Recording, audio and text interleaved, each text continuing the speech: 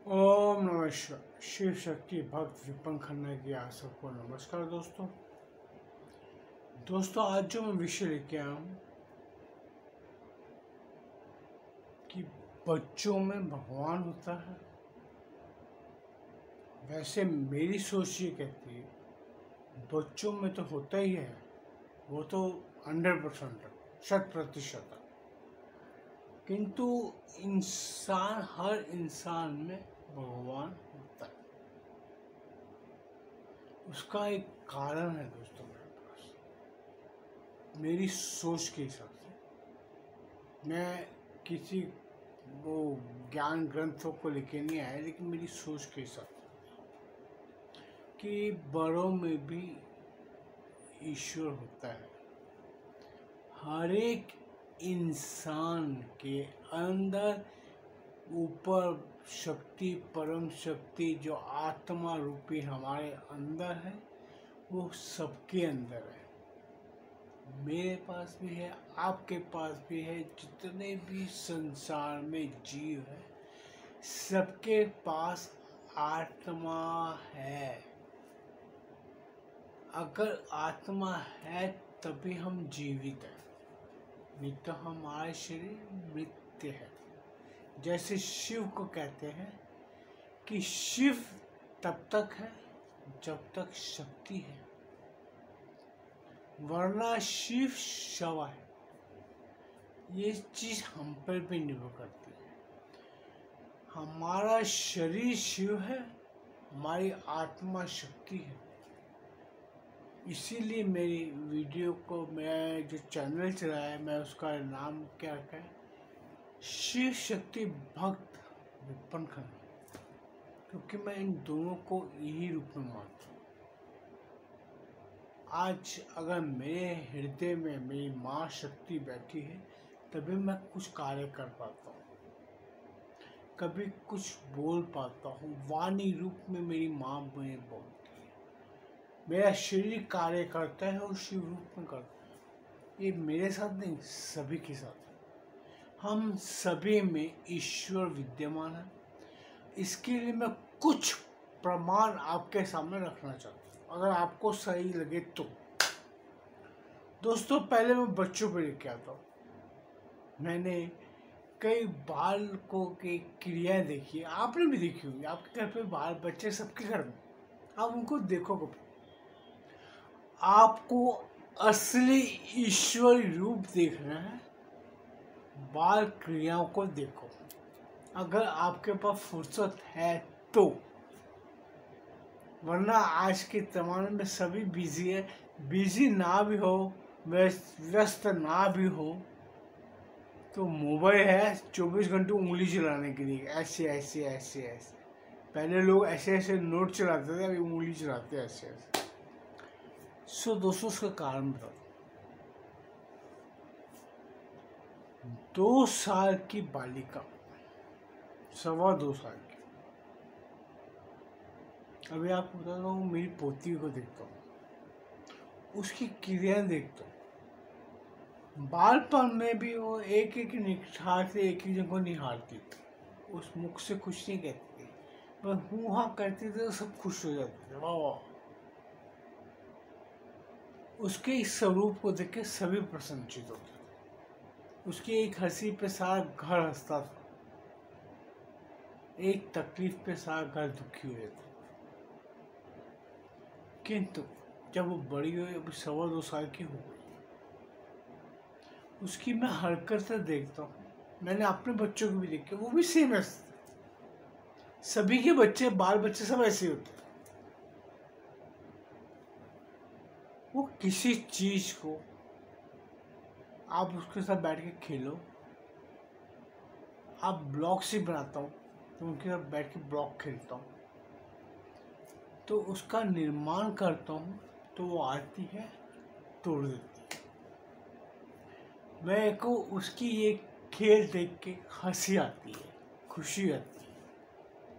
मैं बैठे बैठे यही सोचता हूँ, वो खुद भी खेलती है तो ऐसे ही खेलती है। वो ब्लॉक बनाती है, खुद ही तोड़ देती है। खिलौना उठाती है, फेंक देती है। किसी चीज के ऊपर कोई मोह नहीं। इस चीजों को मैंने अपने ज्ञान स्वरूप में इतना लिया दोस्तों, क्योंकि मेरी एक आदत है, मैं अपने आजू बाजू से, मैं किसी के ग्रंथों में जाने से बेहतर समझता हूँ जो हमारे आसपास में प्राकृतिक कार्य होते हैं, आप उनको नोटिस करो, आपको बहुत ज्ञान मिलेगा। बट विश्लेषण करने के लिए आपका दिमाग उतना होना चाहिए, करने लायक करना चाहिए कि आपका दिमाग दूसरे तरफ तो नहीं जाता। क्योंकि इस उम्र में आके कई लोगों का दिमाग भी दूषित भी रहता है कि जो चीज़ें हम नहीं कर सकते वो भी हम करना चाहते हैं, जो हमारे लिए नहीं रहती है। तो खुद को अपने उम्र के हिसाब से ढालना ही बेहतर होता है। ये ईश्वर बताता है कि अगर हमारी दाढ़ी सफ़ेद हो गई, बाल सफ़ेद हो गए, तो हमको अपने कार्य को, अपने चिंतन को बदलना चाहिए चिता पे जाने से पहले। चिता से जाने से पहले चिंतन को बदलना चाहिए। तो उसकी ये हरकतें देख देख के मैं एक बार विश्लेषण कर रहा था, बैठ के सोचता रहता, बैठ के उसको देख रहा था। मैं बोला इसकी इस हरकत से ईश्वरी तत्व क्यों नजर नहीं आते किसी और को। मैं अपने बच्चों को समझाता रहता हूँ बैठ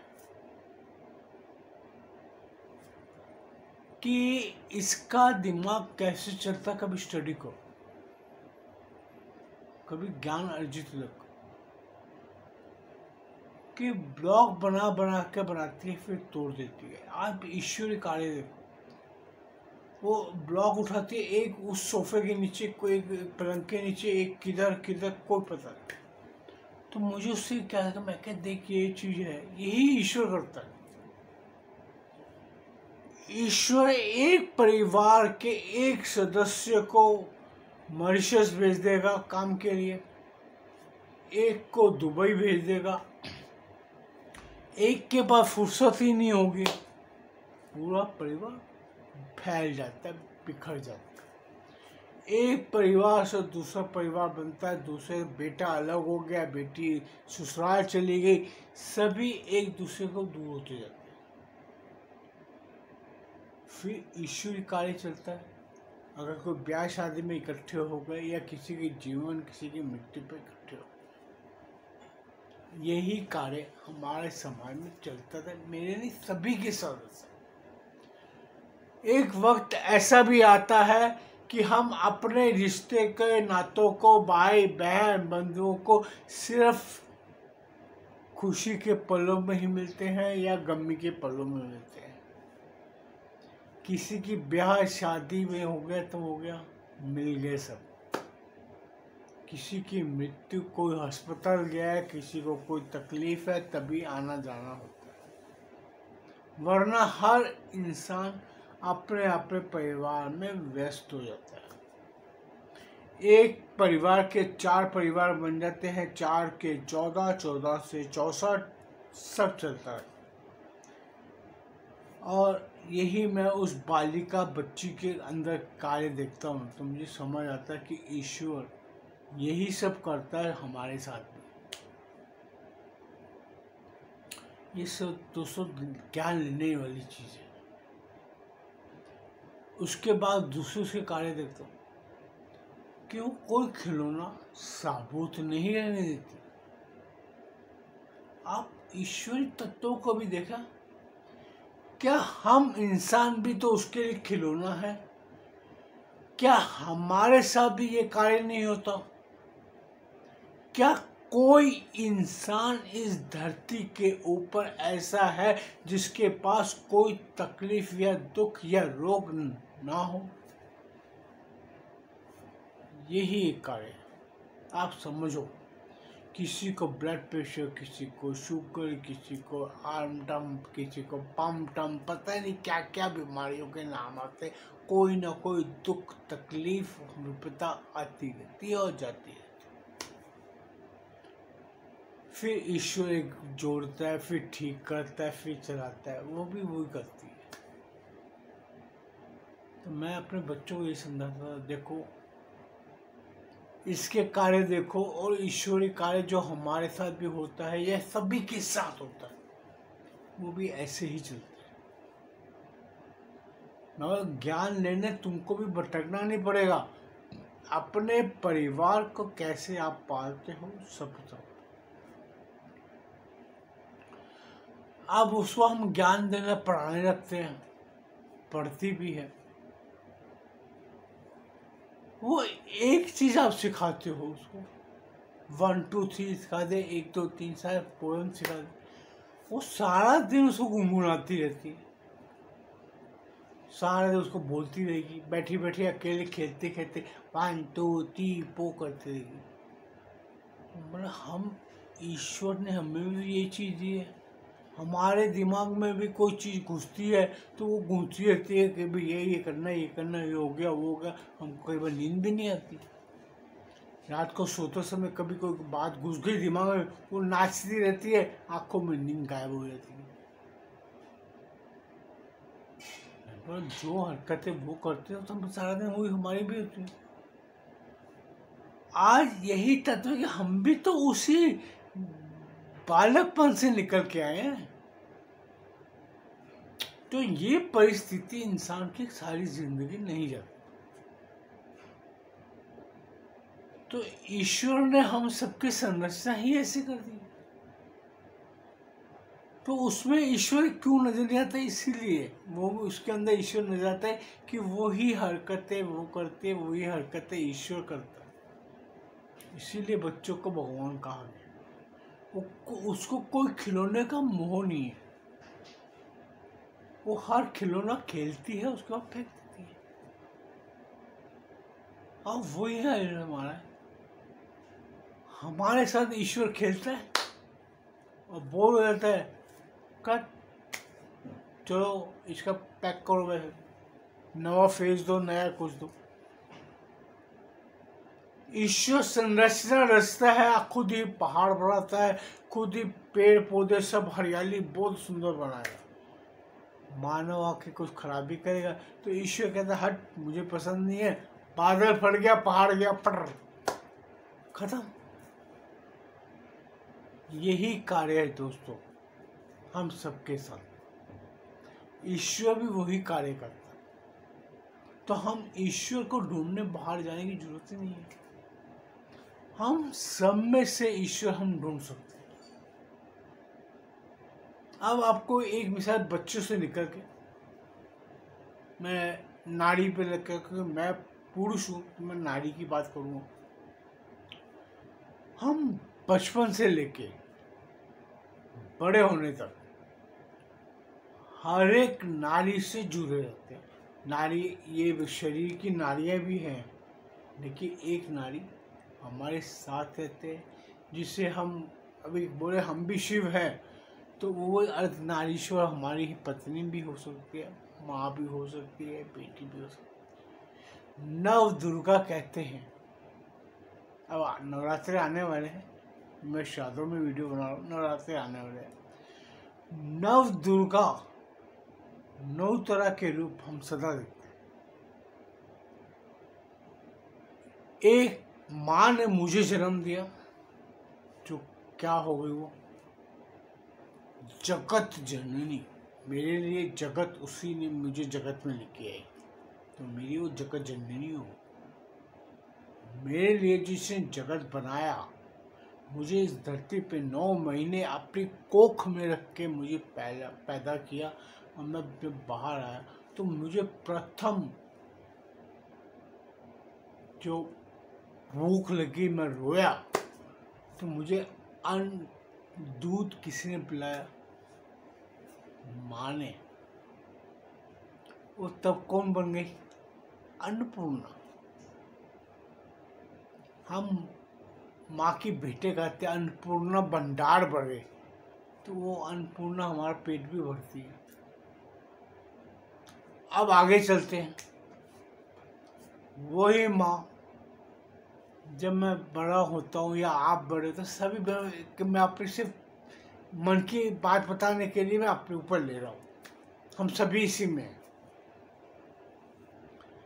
तो फिर 1.5-2 साल का तो वो शिक्षा देना शुरू करती है।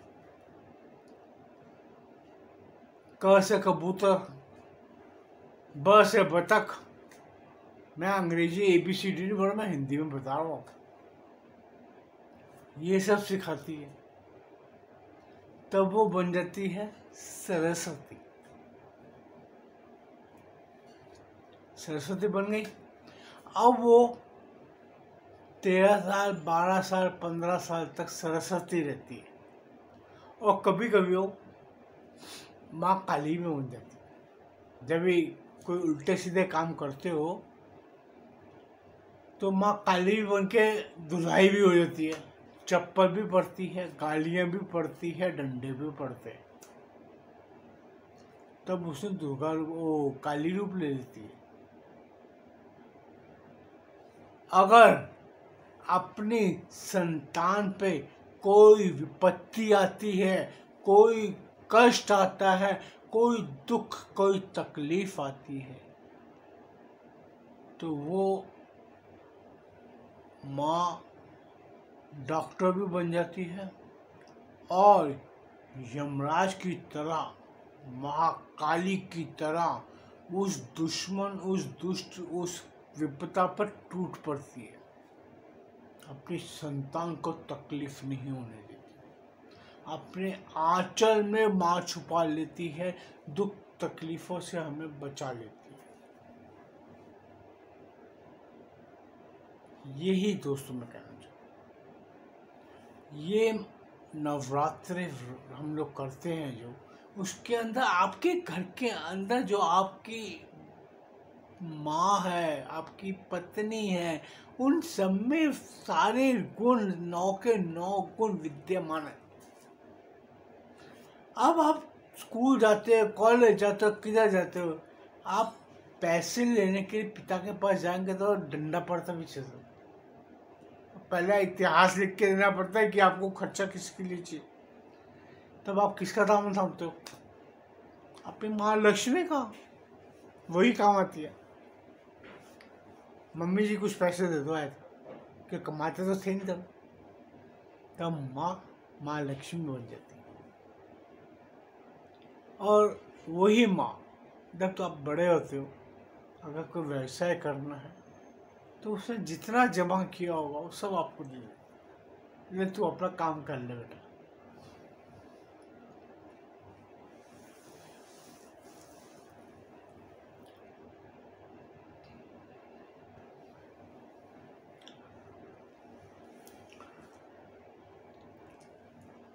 दोस्तों, एक माँ का कैरेक्टर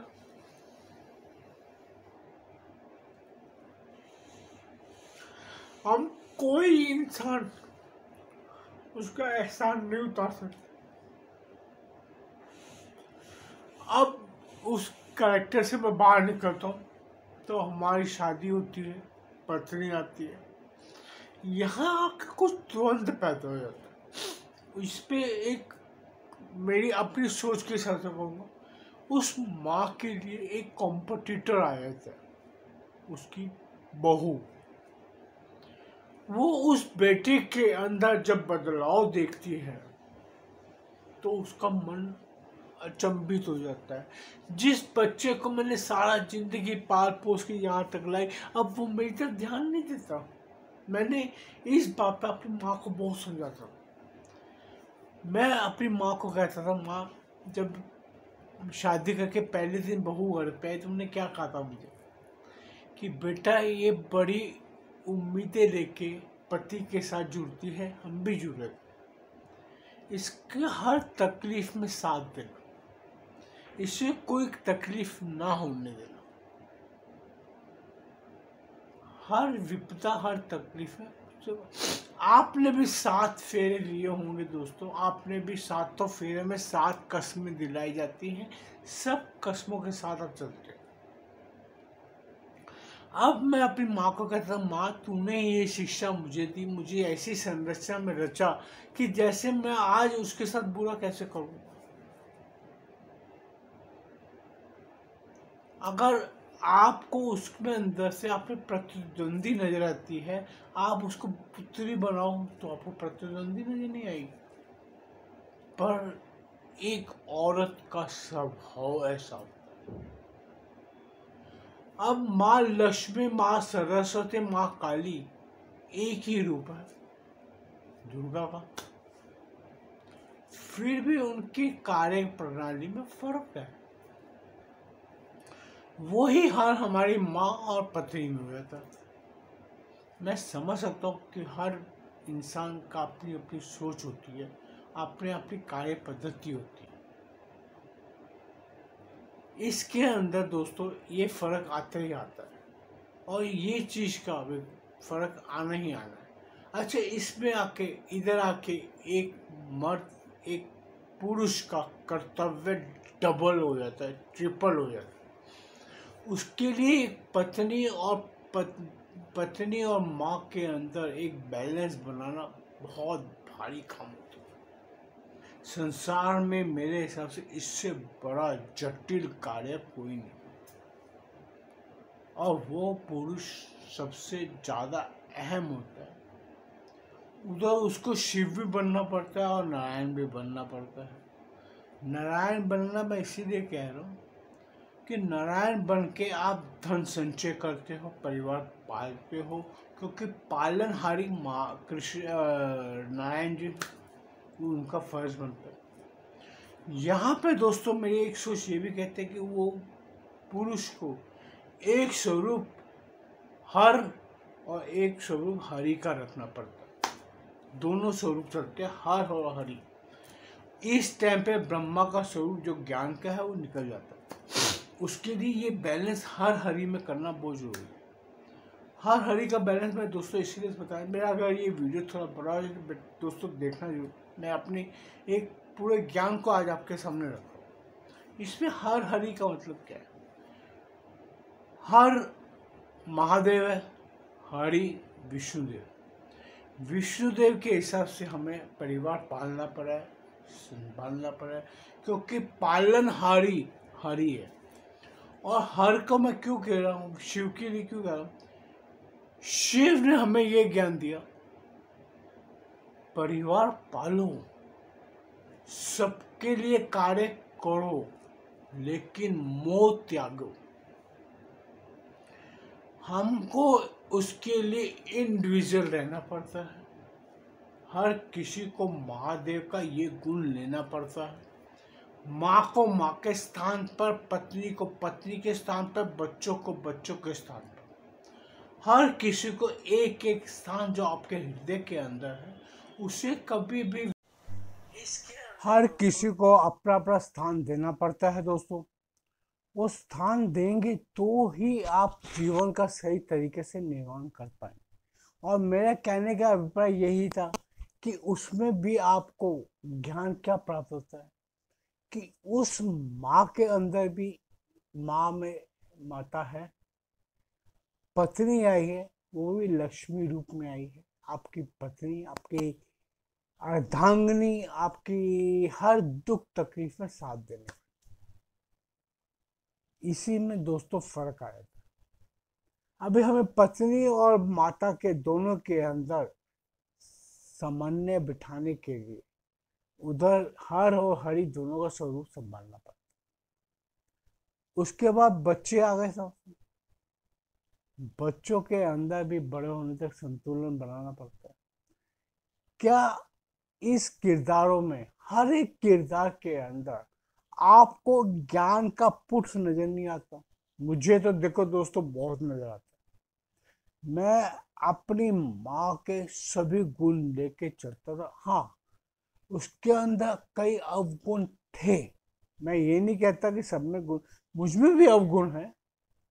मेरे अवगुण मैं विश्लेषण कर पाऊँ ना कर पाऊँ, हो सकता है मैंने कई जगह बताया भी है कि जो अवगुण में है मैं जानता हूँ। मेरे माता में भी थे, मेरी पत्नी में भी थे, मेरी बेटी, मेरी बहू, हर एक इंसान में गुणों के साथ अवगुण होते होते हैं। इधर मैं हरि और हर के कैरेक्टर से बाहर आता हूँ। अब हम इस उम्र में पहुंचे हैं, अब हमारे पास सभी तरह के ज्ञान है। हम पूरा अपना तजुर्बा लेके बैठे।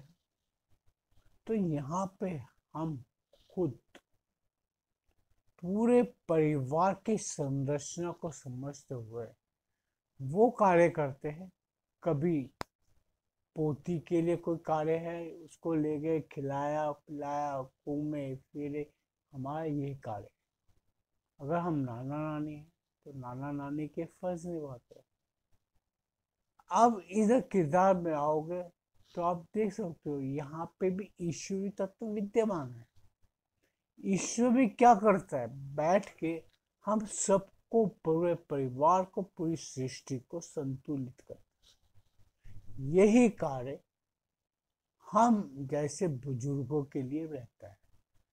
अगर हम जैसे बुजुर्ग परिवार में अगर एक दूसरे बच्चों को आपस में लड़ाने का या झगड़ाने का कार्य करेंगे तो हम नारद मुनि का करेक्टर लेके नहीं बैठ सकते। अगर कोई बड़े बुजुर्ग इस करेक्टर में बैठे हुए हैं तो कृपया अपने आप को संभालिए।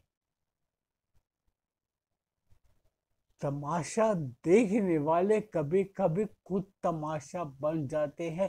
ये ना हो कि आपका बुढ़ापा तमाशा बन जाए। आपसे आपके जो नई जनरेशन है, नए बच्चे हैं, जो नए बड़े हो रहे हैं, जो अब वही अवस्था में है जिस अवस्था में आप उस उम्र में थे, उस अवस्था में आकर आपको जो कार्य किए हैं वही कार्य आपकी संतानें कर रही।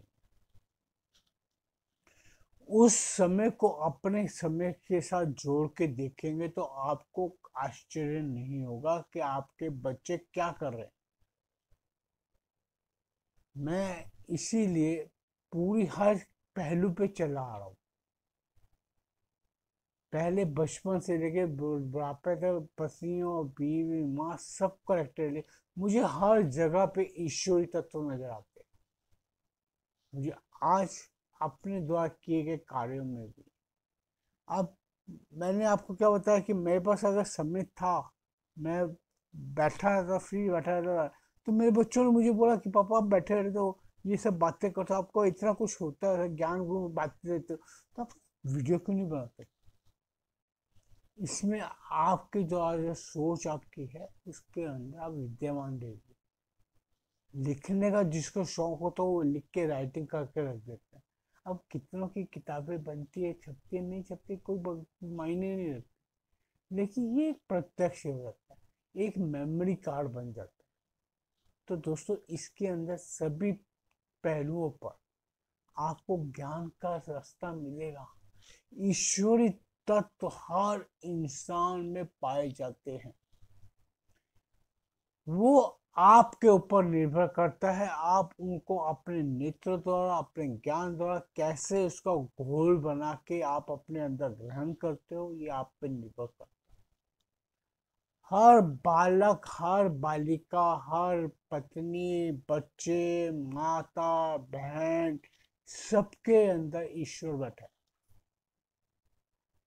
ईश्वर मंदिरों में ढूंढने जाओगे तो अवश्य उसकी आपको मूर्ति मिल जाएगी, लेकिन जीवित ईश्वर हम सभी जीवों में है। आप अपने आजू बाजू में पक्षी हैं, जानवर, हर जानवर में एक ना एक गुण है। आप कभी देखने वाले, आप अपना नजरिया बदलो, बस आप अपनी सोच बदलोगे तो आज मैं खुद क्लियर बोलता हूँ, मुझे हर चीज में मैं ज्ञान ढूंढने की कोशिश करता हूँ, क्योंकि मैं चाहता हूँ मेरा जो जीवन मुझे मिला है ये मैं व्यर्थ ना करूं।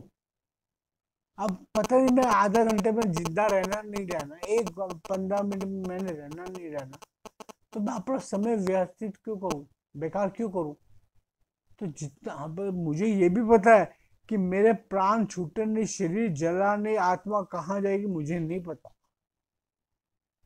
किंतु क्या ज्ञान मेरे अंदर रहेगा उस टाइम पे। अगर ज्ञान रहेगा तो मैं दूसरा जन्म लिया, जब मैंने ये जन्म लिया तो मेरे अंदर ज्ञान क्यों नहीं था। वो बाद में समाज से मिलता, पता है, धूमिल हो जाना, इसीलिए मैं सब बांट के जा रहा हूँ। अब मैं ज्ञान बांट सकता हूँ तो मैं अपने धन को नहीं दे सकता, मैं सब कुछ खत्म कर लिया। मैं सब कुछ अपने को साफ ओके करके बैठा, मुझे कोई टेंशन नहीं किसी चीज। क्यों नहीं है? अरे टेंशन पालो को तो टेंशन होगी ना यार, टेंशन क्यों पालते हो? इसीलिए ईश्वर को ढूंढने के लिए बाहर मत भटको। आपके बच्चे, पोती, नाती, दोते, दोती, सब में भगवान है।